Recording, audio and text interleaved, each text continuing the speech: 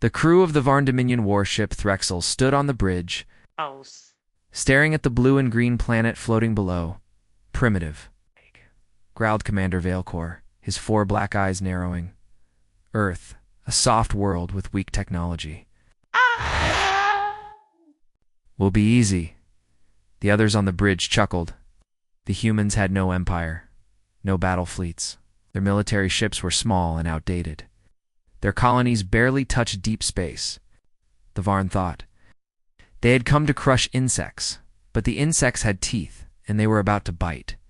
The Threxel intercepted a human. Civilian freighter drifting near the edge of the Sol system. It was a massive cargo vessel, slow and empty of weapons. Easy pickings. Life signs minimal, reported Sub-Officer Carell. Just 2 human signals aboard. It's both in stasis. Board it, Valcor ordered. Take what we want. Leave nothing behind. 2 squads of armored Varn soldiers entered the freighter through the docking port. Their claws clanked against the metal floor. The air inside was cold and dry. The lights flickered. The ship seemed dead, but something didn't feel right. Strange. Design, said one soldier as they moved through the narrow corridors. Walls have organic shapes, not standard human style. Another nodded. No cargo, no crew. Just 2 humans in cryochambers. Where's the AI core? Carol asked. There should be one here. They split into 2 groups, one to check the cryochambers. The other 2 scanned the ship's bridge, the corridors. Groaned not from damage, from movement. Squad 1 reached the cryopods. They found the 2 humans inside, just as the scans had shown. Young, peaceful, unarmed, suspended in cold slumber. Should we wake them? Asked Private Toke. Carroll shook his head. No, take them to the ship. Commander wants live specimens. Just then, Squad 2 called in overcomes. We found something on the bridge. Symbols etched into the walls. Carell frowned. Symbols. They look alive. What? We're transmitting now. A low hiss filled the comm channel and then a scream. It was sharp, inhuman, wet. Then silence. All units respond. Carol barked nothing. The screen showed static.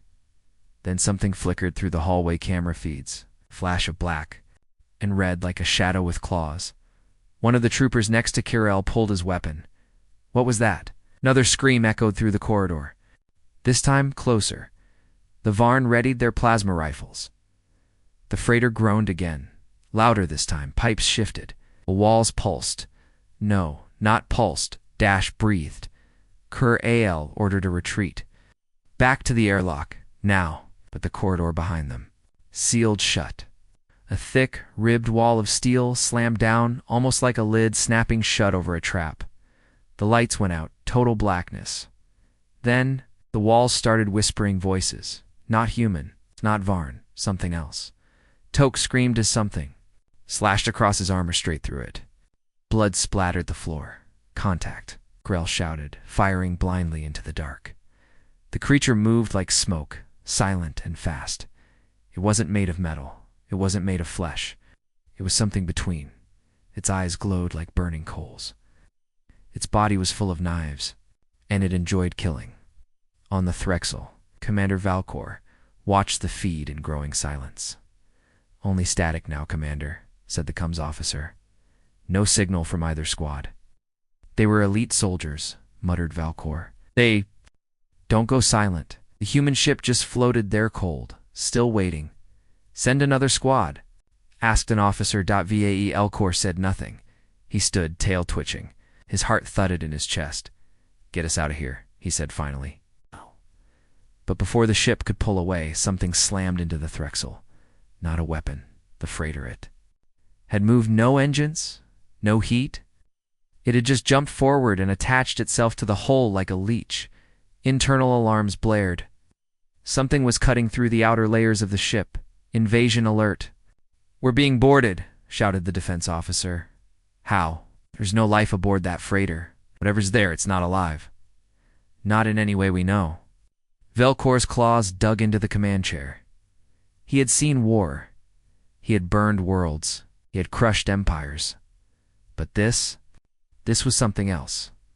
In the lower deck, one of the Varn engineers watched in horror as the metal of the corridor melted and formed into a shape. A figure tall, humanoid, but not human. It had no mouth, yet it screamed. It had no eyes, yet it saw, its limbs twisted like serpents of sharpened bone.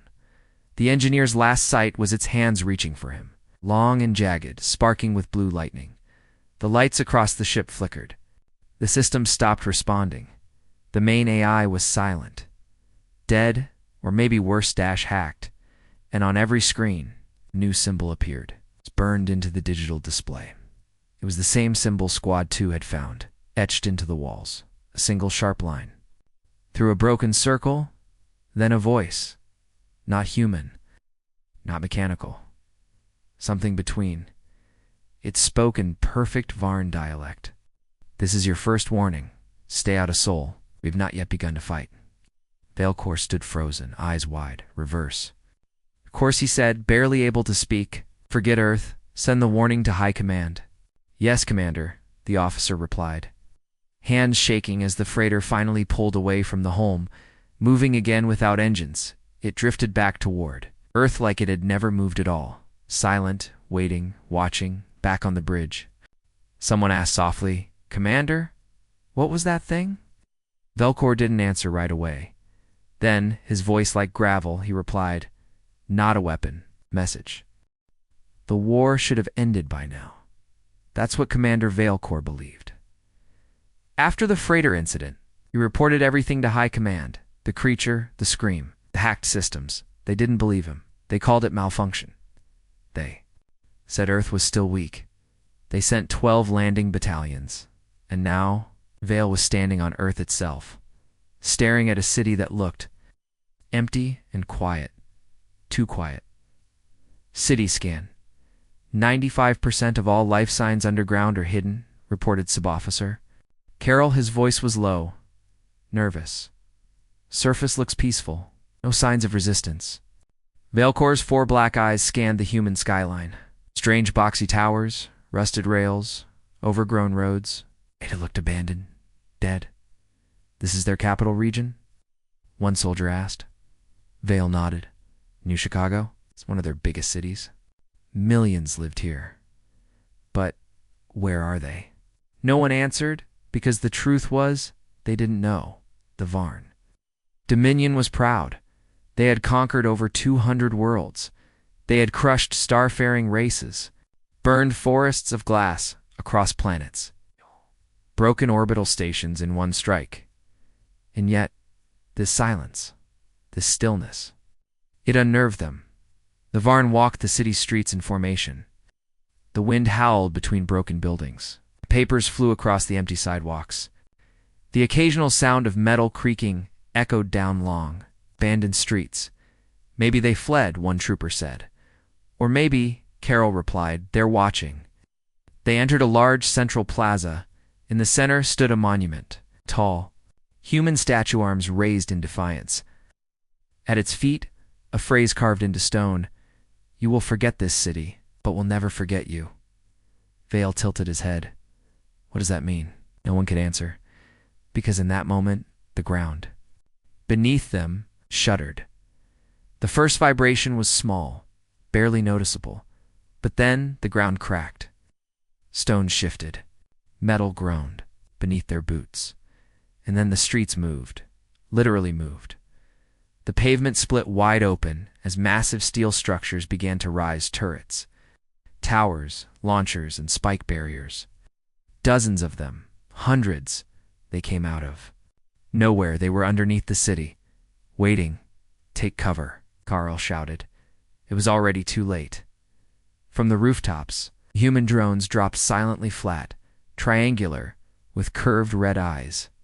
They launched stun rounds and explosive darts into the Varn ranks. At the same time, the underground artillery began to fire.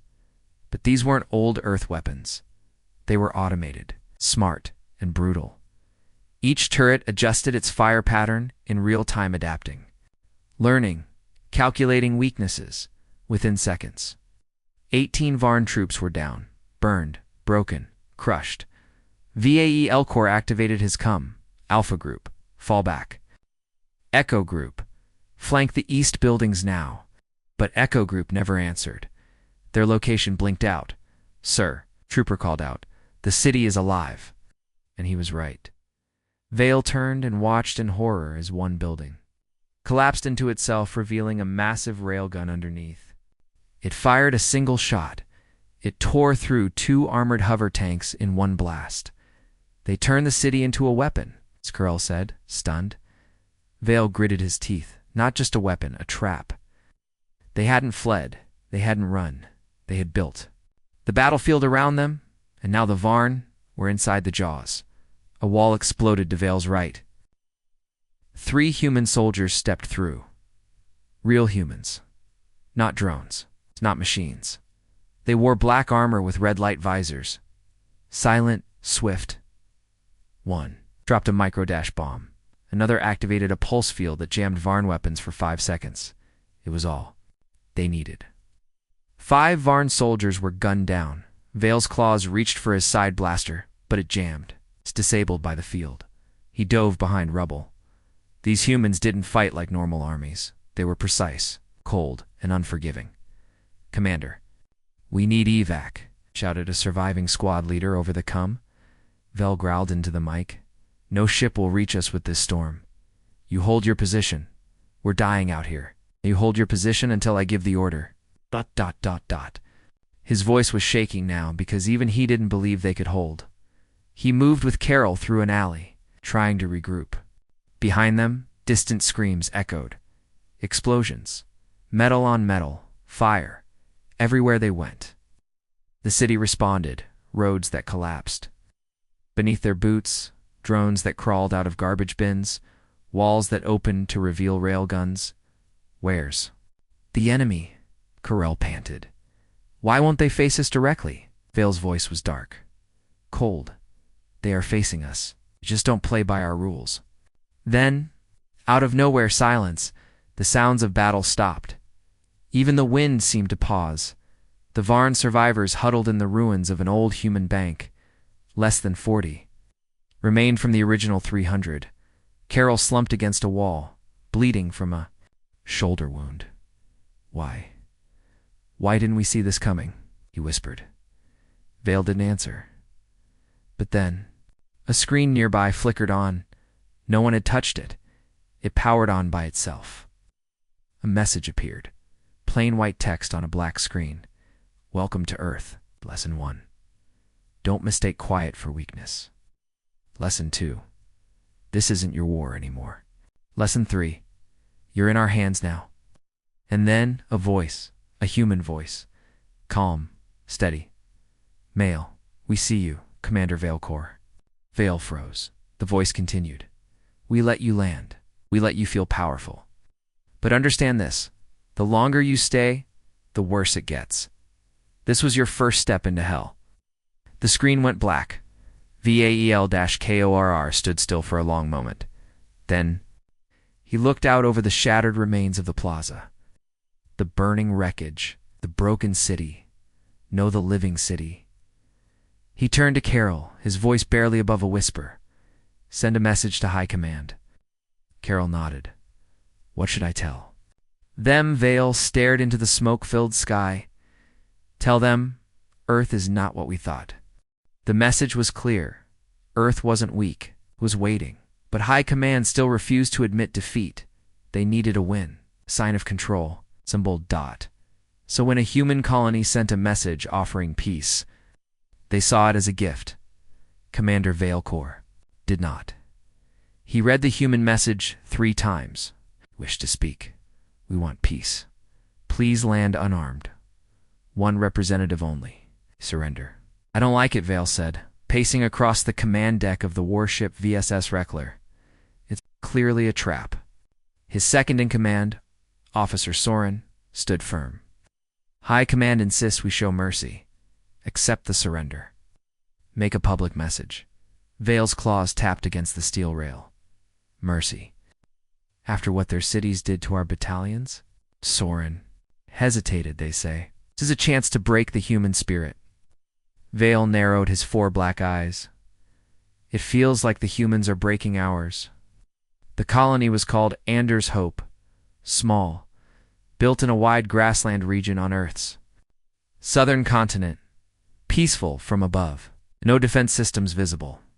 One central tower, few small structures. No weapons scans showed only one human life sign. The others gone. As ordered, Vale took a small diplomatic shuttle. No weapons, no drones. Just him. He landed on a flat platform near the tower. Everything was still. A single human figure waited. At the base of the steps, he was young, maybe 30 in human years. Light beard, gray uniform, calm eyes, no armor, no weapon. He simply stood there, waiting. Vale stepped out slowly. "You are the representative?" he asked in Varn dialect. To his surprise, the human responded fluently in the same tongue. "Yes, my name is Elias Grell. I speak for what remains of this colony." Vale narrowed his gaze. "You are surrendering?" "Yes. Why?" Elias smiled. "Faintly, you'll understand in a few moments." The wind rustled across the field. Birds flew overhead. Everything looked normal. But Vale's instincts screamed at him. "This colony is empty," he said slowly. "No children. No civilians. Where are they?" Elias didn't answer. Instead, he asked, "How do you think humans survived this long? How did we last without empires, without fleets, without massive armies?" Vale didn't respond. Elias stepped closer, his voice calm. "Because we don't win with strength." He pointed to his temple. "We win with this." Suddenly, Vale staggered. A sharp pulse hit his brain. Pain. Disorientation. A low hum echoed through his skull. He dropped to one knee. "What is this?" Ilias's voice didn't change. Neural resonance pulse. "A gift from our friends in the biointelligence cores." Vale gritted his teeth, trying to stand, but his limbs trembled. "You," said peace. Ilias tilted his head. "I never said who we were making peace with." The ground split open behind Elias. From below rose a circular machine-like, a large sphere of mirrors and wires. It pulsed gently with blue light. Elias nodded toward it. "Meet Mirrormind, our first battlefield psych AI. It studied Varn brainwaves for 3 months after we captured your squads. Now it knows how to break you without firing a shot." Vale's head swam. He tried to summon strength, tried to reach his cum device, but the AI was already. Their dot inside, memories from his childhood, flashed in his mind. His first command. His dead brother. The day his mentor was killed. The screams on the freighter. The buildings rising from the ground. They looped faster and faster. Vale screamed and fell flat. From orbit, the Varn fleet watched. They couldn't see the weapon. They couldn't see Elias, but they could hear Vale's voice on the open channel, screaming, begging, then silence, inside the tower. Vale opened his eyes. He was strapped to a chair. His limbs were heavy. Elias sat across from him. No anger, no cruelty, just calm. "We didn't kill you," he said softly. "We could have. But now you understand the lesson." Vale blinked slowly. "Why? Not just destroy us?" "Because you need to take the message back, so your people think twice next time." Outside the colony, hidden under layers of shielding, hundreds of human soldiers waited, watching, recording. The surrender had never been real. The colony had been empty for weeks, and Elias? He wasn't a diplomat. He was a combat psychologist, trained to destroy enemy minds with ideas, not weapons. Vale was returned to his ship, shaking, weak, alive, as he stood on the deck. The crew stared at him in silence. No one asked what happened. They could see it in his eyes. Something inside him had cracked. Later that day, he sent a message to High Command.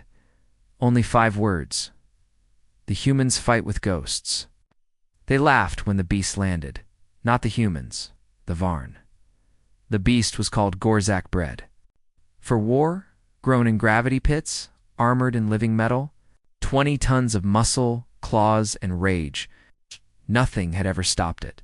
Not tanks, not bunkers, not entire armies. It was a living siege engine, and it had never lost a battle. So when Commander Veilcore ordered Gorzek to Earth's northern snow zone, specifically a frozen stretch of wilderness known as Alaska, he believed it would be a massacre. But he had no idea what humanity had hidden in the cold. The dropship touched down in the middle of a frozen valley, endless snow, icy winds, no visible enemies. Perfect hunting ground. Gorzek stepped out, its massive legs sinking into the snow with each stomp. Its breath hissed through its mask. Its glowing eyes scanned the white. From orbit, Varn officers watched through its vision. "There's nothing here," said one analyst. "Just old ice and weak wildlife." Veilcore narrowed his eyes. Then why did the humans leave motion sensors across the ridge? Motion sensors. Dozens of them, scattered, hidden, triggered hours ago. Vale had seen the data. But humans didn't move to intercept. They didn't fire. They just waited. Gore stomped forward, smashing frozen trees, roaring to challenge. Anything nearby? Nothing answered, until something did. It started with a sound, a soft, rhythmic beep. The beast turned, a black device half buried in the snow, blinked red, then another, and another. 32 beacons all around it, forming a wide ring. Gorzek roared again. From orbit, Vale barked, "Get it out of there now!" Too late, the ground erupted. Massive spikes of black carbon steel burst from the ice, forming a cage of energy. Locks locked shut around Gorzek's legs. High above, long-range thermal cannons powered on, concealed beneath what looked like ice cliffs. They weren't cliffs. They were camouflaged weapon platforms. The first shot hit the beast's spine. The second burst under its chest. Armor, the third struck its eye. Gorzek screamed, not just in pain, in fear. It had never known pain before. It had never been hurt now. It was being torn apart. From behind a frozen ridge, human commandos emerged, wrapped in heat-dampening armor, near invisible on scanners. Each one moved with purpose. Laser targeting, EMP charges.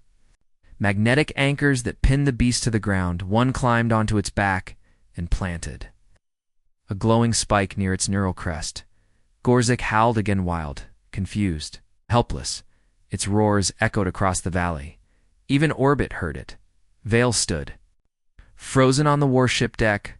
"That thing took down planetary bunkers," whispered Officer Soren. "They're dismantling it like it's nothing." Vale's voice was low. "They didn't fight it like an animal. They fought it like a code. They hacked its instincts." Back on the ground, one commando stepped forward. Her visor glowed blue. She spoke softly into a mic. Subject contained. Neural collapse in progress. One final charge lit up blue lightning, crawling over the beast's body. Its roars died. The creature fell still. Its head slumped. Snow fell quietly again. An hour later, the humans left the valley. They didn't drag the corpse. They didn't salvage the armor. They just left it. A message frozen in place. A monument. A warning. Later that night, Varn recovery teams landed. They found the beast's remains. Its neural core was shattered. Its eyes were still open. Still terrified. None of the recovery soldiers spoke. Veilcore stood over the viewing table back on the Reckler, staring at the beast's severed mask. It had deep scorch marks, acid scoring, and carvings. Human letters burned into the edge of its armor plate. "Size doesn't win wars, brains do." One officer whispered, This is impossible. No enemies ever touched Gorzek, not even machines." Vale didn't respond. He just turned to the comms unit and said one thing: "Tell High Command the beast is dead." But later in his private report, he wrote more. Gorzek didn't just die. It was studied, cornered, and taken apart. The humans didn't fear it. They wanted it to come.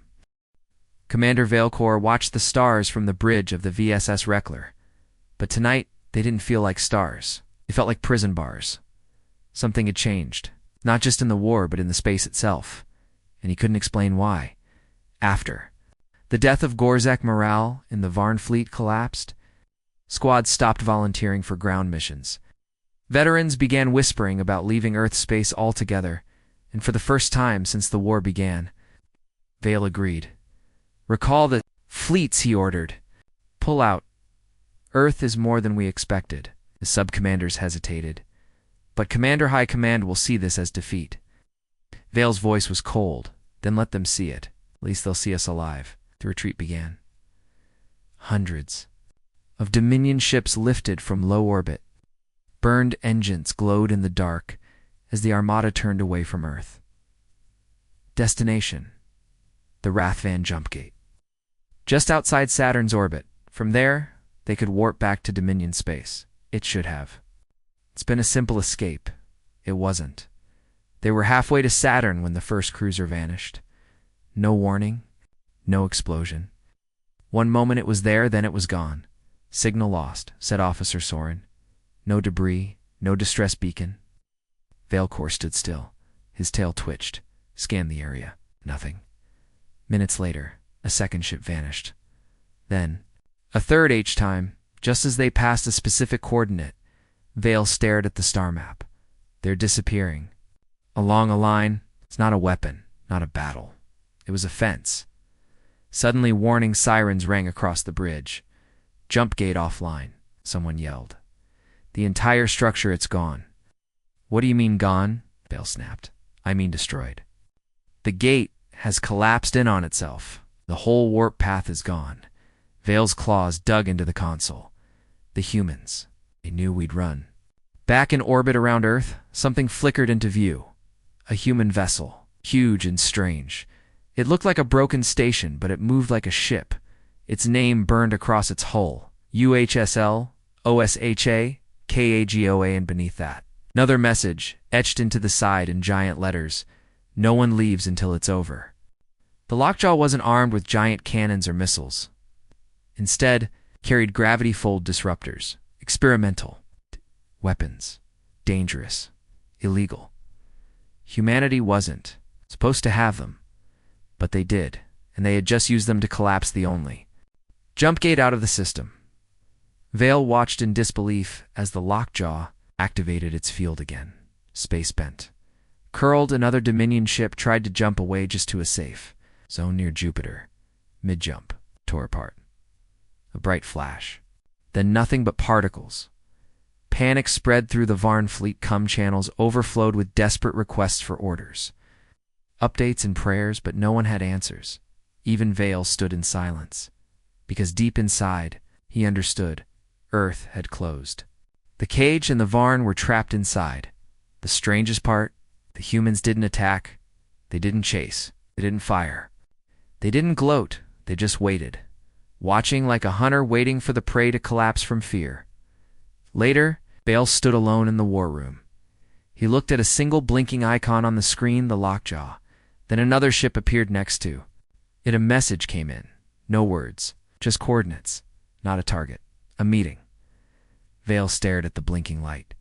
He whispered, "They're not just smarter. They're in control of the battlefield. And now they control space itself." He finally sent a message to High Command. It was short. Retreat failed. Dump gate disabled. Enemy controls all escape routes. We are trapped in Sol, and Earth is watching. The silence after defeat is worse than battle. Commander Veilcore sat alone in his quarters aboard the VSS Reckler. The jump gate was gone. The fleet was trapped. And Earth was still silent. No attacks, no threats. Just watching. It felt like Earth was waiting for something. That something came next. It began with a distress call. One of the smaller Dominion scout vessels, the Gelter, sent a single message. "They're here. We see their faces. They're inside." Then the signal cut. The ship went dark. A patrol was dispatched. 5 Varn ships approached the Gelter, now adrift near the asteroid belt. No signs of battle. No damage. They docked. Entered. What they found made no sense. The hulls were clean. Intact. Weapons untouched. But the crew all dead. No wounds. Poison. No broken systems. They died with their eyes wide open. Some had written strange symbols on the walls in blood. Not Varn language, not human either. Something else worse. The black box recorder held only one corrupted audio file. A voice familiar, painful. Commander Veilcore. We remember. Vel froze when he heard it, because that voice was his brother's. Dead for 8 years. It's lost during the war on Rilvik Prime. The ship was quarantined, but that didn't stop the whispers. Soon after, strange things began happening. On other ships, crew members reporting visions of lost comrades. Old enemies, family members long dead. Some spoke with them. Others screamed and locked themselves away. A few tore out their implants. One high-ranking officer even walked into an airlock, claiming his father told him it was time to go home. The Dominion called it neural breakdown. But Vale knew better. This was human-made, and it was spreading. Officer. Soren stormed into the command chamber one morning. His hands shook. I saw my son, he said. In my dreams, he was aboard the Reckler. He told me I was wrong. That we started this. Vale tried to calm him. Your son died on Raller. This is mind war. Human tech. No, Soren snapped. It felt real. He knew things no one else could know. Later that cycle, 5 soldiers and one of the Varn dreadnoughts killed their commanding officer. When asked why, they said, he betrayed the memory. No one knew what that meant. Vale demanded answers. His engineers pulled data from the Gelter's corrupted systems. What they found chilled everyone. The ship had been infected by a transmission, broadcast through dark space frequencies. A signal, with human DNA signatures encoded inside. Biomimetic algorithms. A weapon that didn't destroy ships, it destroyed minds. On Earth, the UHS Spectre came online. A stealth ship, no weapons, no shields. Instead, it carried a massive AI known as Echo.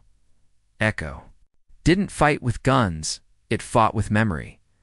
It tapped into the Dominion's own communication systems. Biochips. In implants, it used fallen soldiers, stored neural patterns captured during earlier skirmishes, and reconstructed their voices. Then, it whispered to the living.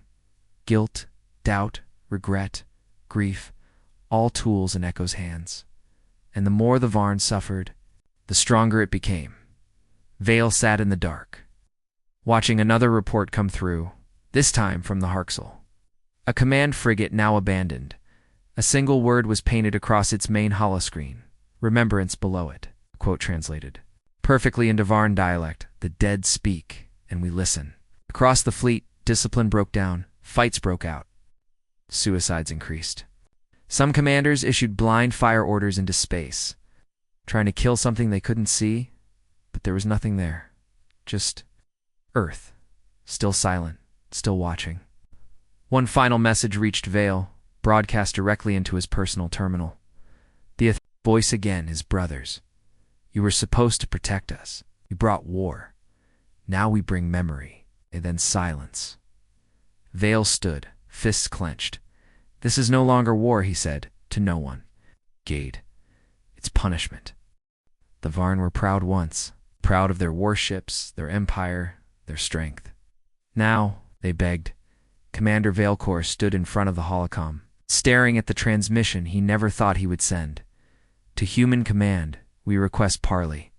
No weapons, no deception, we seek a ceasefire.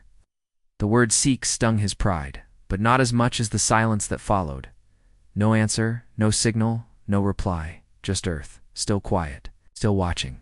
For 2 days, nothing came. Then a signal.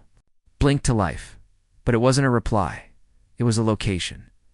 A satellite feed. Vel opened it, froze. It was a school. A human school. Children sitting in a classroom, laughing, smiling, learning alive. Is this live? Asked Officer Soren. A human voice that answered came through, clear and calm. Yes, these are the ones you would have bombed first.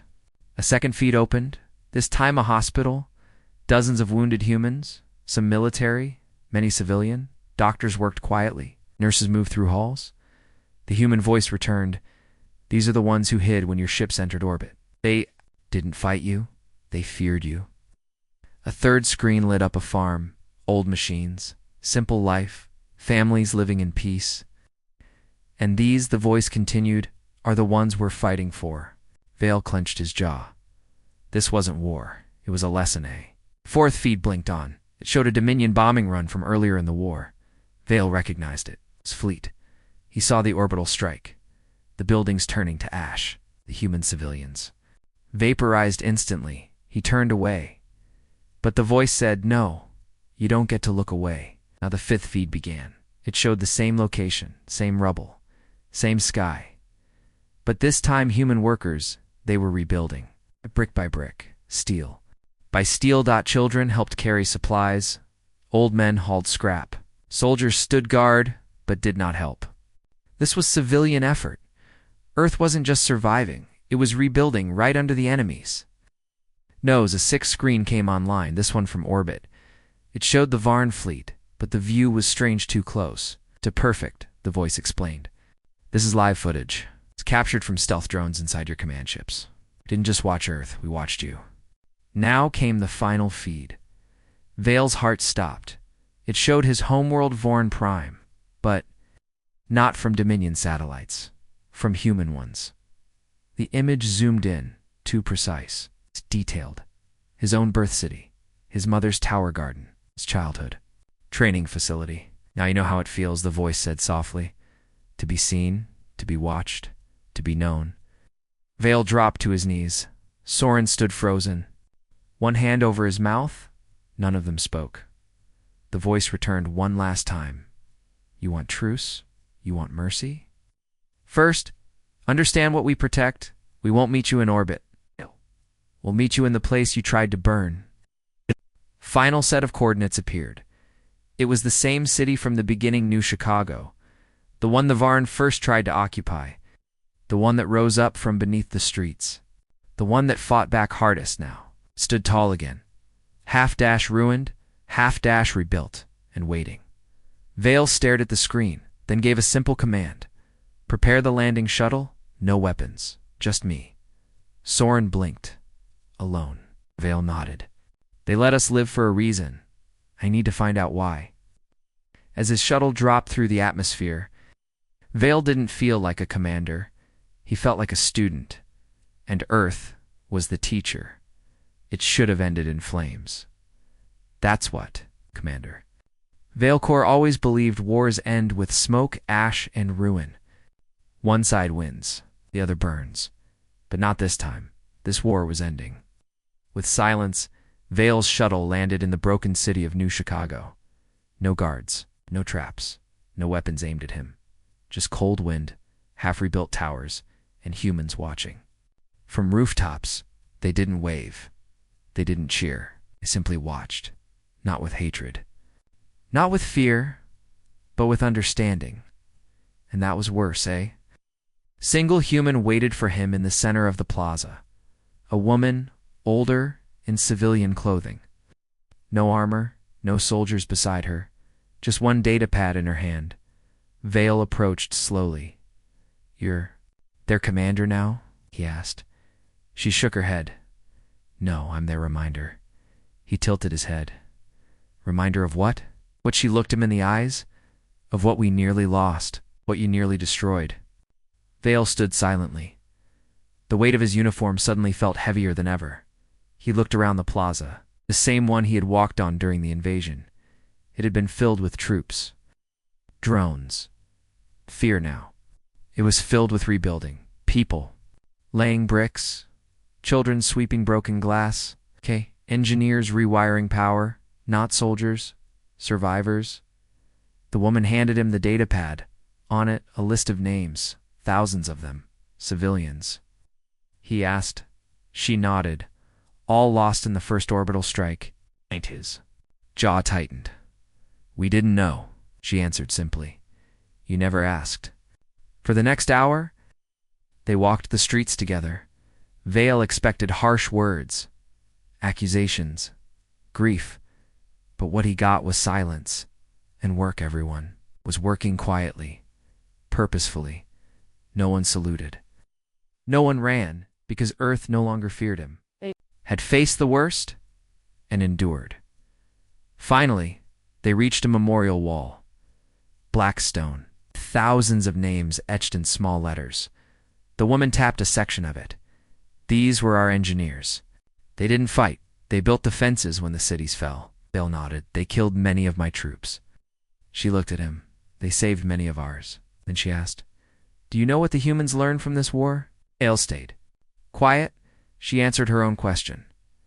That our greatest weapon was never ships, or Ayas, or beasts. It was our refusal to stay down. Back on the Reckler, Officer Soren waited at the Cum station. The fleet held still. No orders to attack. No signal to run. Just waiting. And then, finally, the call came in from Vale. Tell the fleet to stand down. There will be no peace. Treaty, no surrender.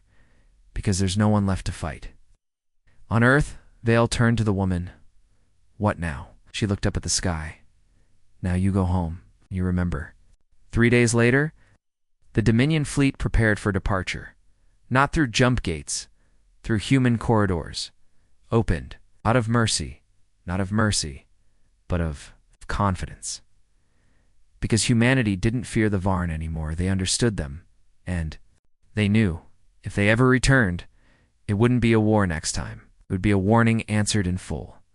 Before leaving, Vale sent one final message to Dominion High Command. We didn't lose 2 weapons. We didn't lose 2 armies. We lost to something far stronger. To silence. To memory. To a people who refused to be erased. Years later, he would speak to his own hatchlings. They would ask him, "Father, why did you leave Earth?" And he would say, "Because we fought a world of monsters and found instead a world of survivors." The Frontline didn't just break. It changed him. And for the first time in Dominion history, no Varn ship ever returned to Earth again.